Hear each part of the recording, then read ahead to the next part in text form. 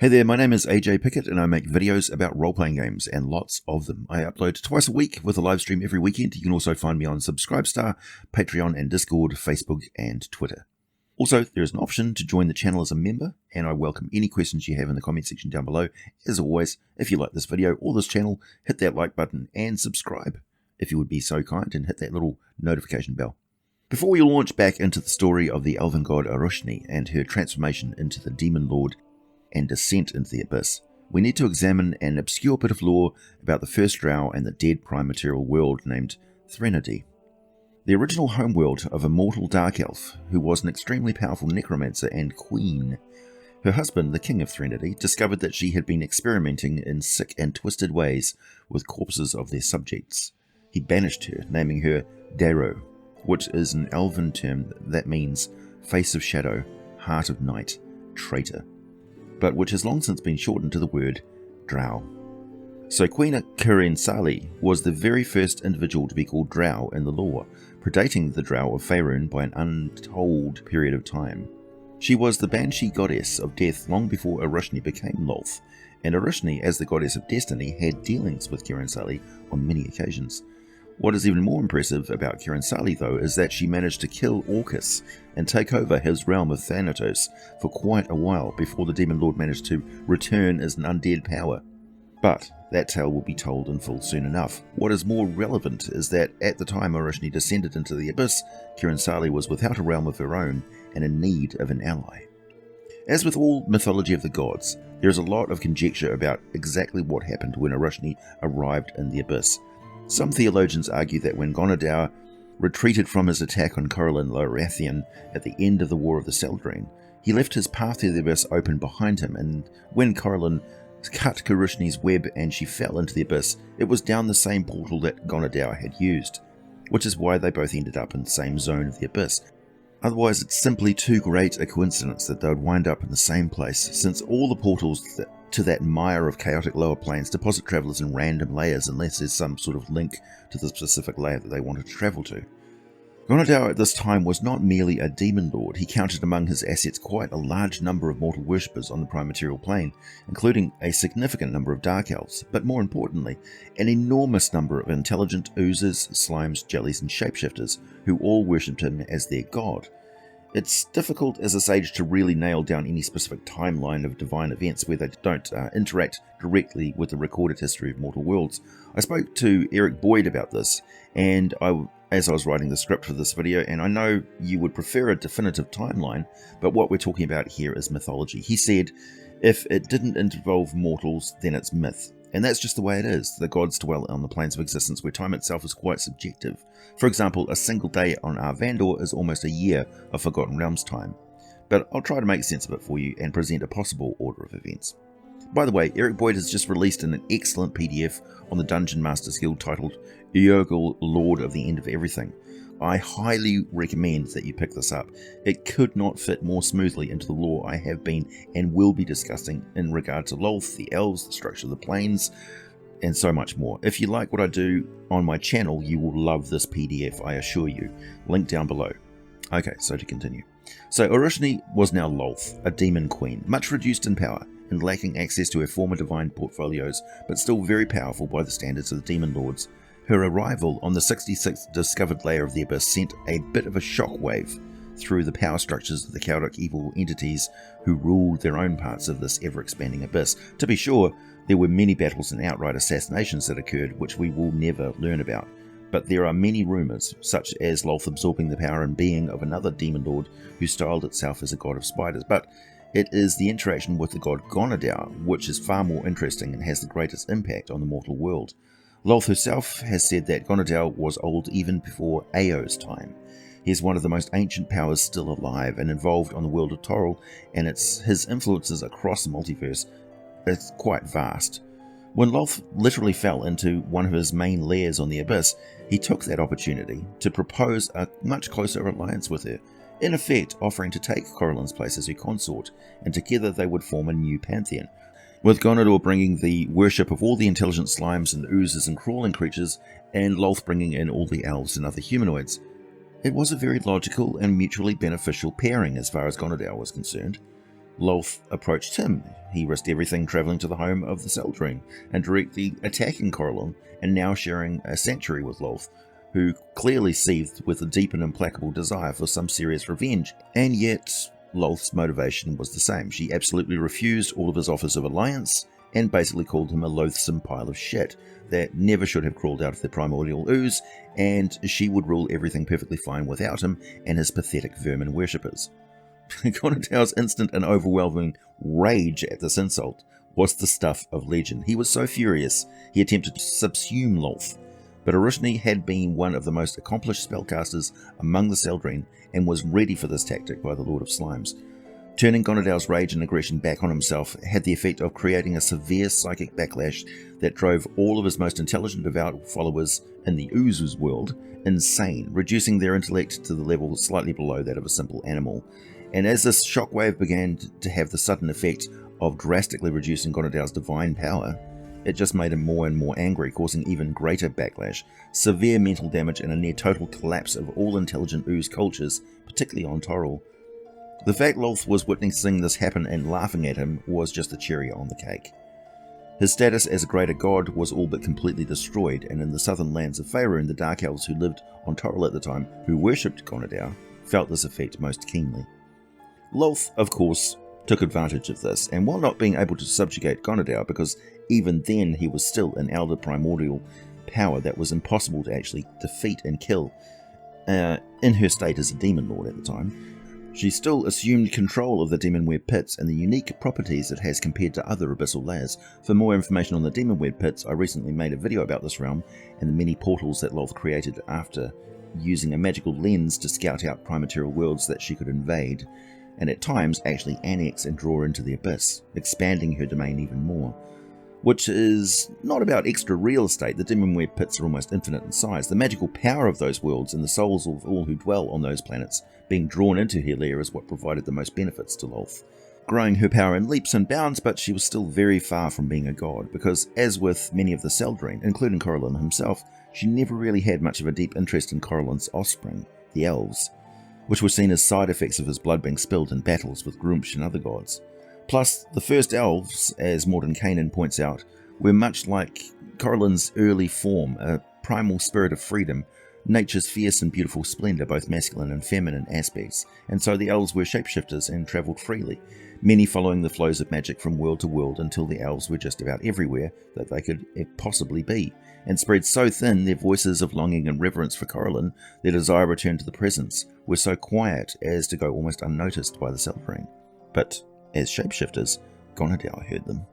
But the first Elves became enamoured of the next best thing to Corellon, which was the Lords of the Faerun, and they were guided by the wisdom and empathy of the leShay, who saw a lot of their own nature and emotions reflected in the Elves. When Corellon gave Eilistraee dominions over the Elves who looked the most like her dark and beautiful form, she never really paid much attention to them, and they didn't pay much attention to her. Until all that changed, when Lolth realised that the Elves were her ticket back to godhood, and her method to get revenge on the seldarine and on Corellon at the same time. It was impossible for her to beat Corellon by martial means. She had brought his arch-nemesis, a savage god-killer, and a whole army of dark gods, and her own daughter's deadly arrows, but despite having his weapons taken from him, he still managed to triumph again and again. The only real victory Lolth had achieved against him so far had been the devastation of his heart, and that was the key. If she won the love of the Elves, she would take his mortal children away from him, and he would forever remain nothing but some distant myth, a legend of the Elves, not a god anymore. But she would not be merely the goddess of the Elves, she would make them a reflection of everything Corellon despised in herself. When he looked at his own creations, all he would see is Lolth. Really, if we go through it with a fine-tooth comb, everything stems from the ambitions of one of Lolth's demon servants, named Heshkar. After whatever involvement he had in Lolth securing the Demonweb pits, he carried out his own plans to gather a massive horde of orcs and lead them on a rampage across the elven realms of a land called faerun on the primaterial plane world named Toril, a world that Lolth had visited once before to secure an alliance with Malar. And it's interesting to note that orcs were present on the world before the War of the Seldarine. Perhaps Heshkar did this to please Lolth. We don't really know. Demons will often go about creating as much death and destruction as they can on any primaterial world that they can get to. In the year minus 24,400 Dale Reckoning, Haishkar incited the population of mountain orcs from the spine of the world in the far north of Faerun to destroy the city of Obsidian, along with many elven high mages located in other cities due to their links to that city. The horde travelled onto the city of Golarion, but encountered much stronger resistance, led by the Flameflower, the moon elf archmage named Kithrilia Amaryllis, founder of House Amaryllis, who wielded the magical weapon Dashara. Her lover, the priest Anaralith, managed to finally banish the demon Haishkar back to the abyss, but as he did so, he was snatched up by the demon and followed him there. Kithrilia witnessed this and managed to follow through a magical portal, fighting against the minions of Haishkar that she encountered. Losing the trail to her lover, she instead encountered the goddess Krynn, who quite liked the burning heart of revenge that drove Kithrilia to follow her lover into the abyss itself. Krynn helped the moon elf to find Haishkar on the promise that Kithrilia would call to corellon with every demon that she killed, every victory she had in the abyss, which may seem like a strange arrangement, but the very cunning Krynn was doing this to hopefully work in her favour against Lolth, so she could secure more territory. Eventually, the moon elf archmage did manage to kill Haishkar and retrieve her lover, returning with him to Toril. Of course, all of that calling out to corellon within her own realm did not escape Lolth's notice. She simply watched the elf battle and destroy Haishkar, and then decided to follow the elven lovers back to the world to most likely inflict untold suffering on them and any of their offspring. However, Lolth recognised this world that they'd returned to. This is the one she travelled to that had the elves and the orcs and Melar. And this is where her real involvement with faerun begins. Lolth was impressed with the level of spell mastery of the archmage, and also detected a very interesting magical weapon that she carried with her, a dagger made by the archmage Carnalist. Lolth was able to see this archmage thanks to the legend lore ability that unlocked all the secrets of the dagger for her, a dagger with remarkable properties that enabled its owner to spy on distant locations, an activity that Lolth loved to do, and was one of the powers of godhood that she missed the most. Plus, learning of Carnalist, she also saw that this was a dark elf, a member of a clan of elves named the Ilythiiri, who called themselves the Sri Tel Quasir.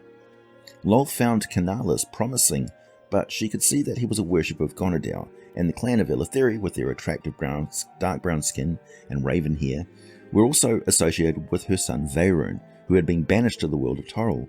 So Lolth decided to seduce the archmage Carnalist and turn him into a worshipper of herself instead, along with the rest of the dark elves, taking them away from her son and ghaunadaur. The first step on her road to return to godhood, and the seed that would lead to the fall of elven civilization and a series of brutal conflicts that came to be called the Crown Wars. Originally, Ilythiir and the other elven nations were not on an openly hostile footing, but Lolth poisoned this relationship by causing wars and strife. This led the elves to decide to create a dark elf-free piece of land, casting some epic and highly ill-advised elven high magic that caused a landmass to appear suddenly somewhere out in the trackless sea, which caused tremendous natural disasters across the entire planet, almost as though they had summoned an asteroid impact. This event came to be known as the First Sundering, which echoed back and forth in time, which split a region of the continent from the mainland in order to create an island out of it, a process which caused countless victims, a large part of the Church of vhaeraun among them. Vhaeraun's efforts to remedy this were undermined by the ongoing conflict between him and his sister Eilistraee, granting both Lolth and ghaunadaur the opportunity to fill the void they left behind. I'll go into more detail about this part of elven history in another video. Before the Sundering, the Ilythiiri had risen to become a prominent and stable civilization which maintained something of a truce with the dominant culture of the dragons on Faerun. Their kingdom in the south was ruled from the capital city named Atornash, in an era that lasted nearly 2,000 years before other elves arrived from Aravandor and threw a serious spanner in the works, all but destroying dragon civilization and a great number of other allied species along with them, including the Dark Elves. Other Dark Elven realms, such as mystara, also suffered greatly as the dragons fell victim to elfin high magic and were driven insane with rage as a dreadful red comet passed through the sky above. According to the Lost Empires of Faerun, wendonai was the primary means by which Lolth achieved her transformation of the Ilythiiri into the Drow Elves.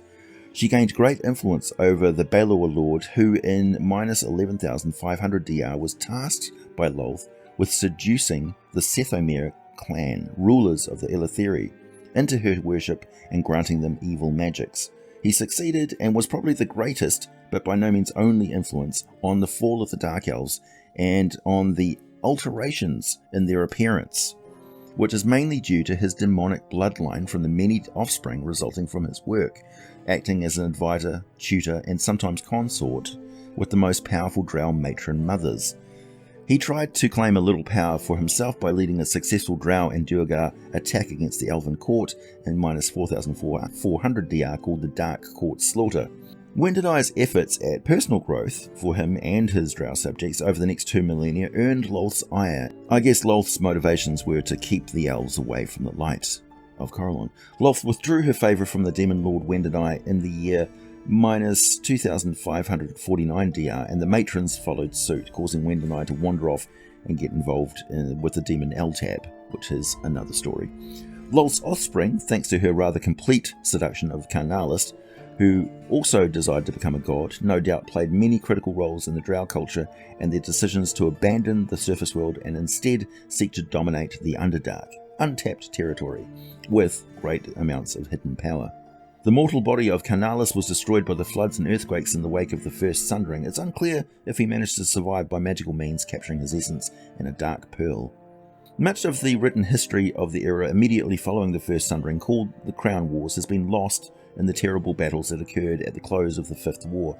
Elf sages in Evermeet, Everesca, and a few other bastions of elven lore have charge over the few chronicles that remain, and their timeline and narrative is both rough and quite heavily suffering from a cultural revision which paints the actions of the Ilythiiri in a very poor light. A lot of this comes down to geography.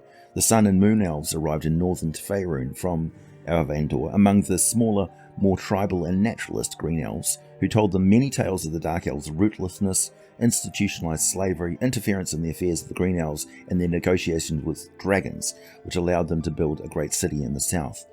Plus, while the Green Elves quickly took to the discovery and worship of the seldarine, the Dark Elven culture was rife with religious conflict between followers of vhaeraun, eilistraee, and ghaunadaur, whom the Sun and Moon Elves considered to be the evil Dark Seldarine, the banished traitor gods from their own mythology.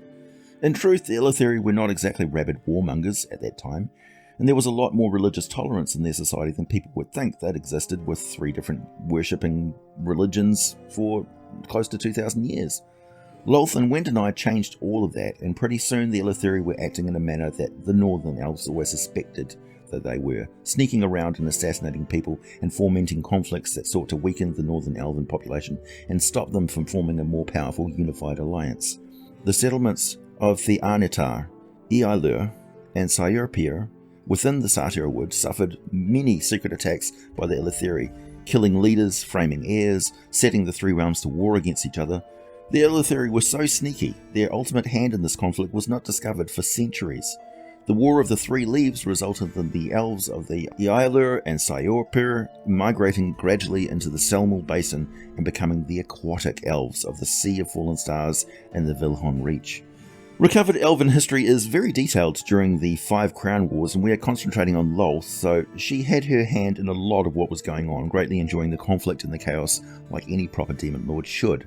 But the creation of the faerzress energy underground and the enrichment of the Underdark so that it could be both provide additional vitality to the subterranean world and also provide additional supernatural power for the soon-to-arrive Drow Elves, this is the real key to their descent, because faerzress is quite real within Toril, and while most interpret its name to mean magic that remained, what it actually means is dominating magic, and it was designed to trap the Drow in the Underdark, providing so much that they needed just to survive that they would come to firmly believe that they could not live without it.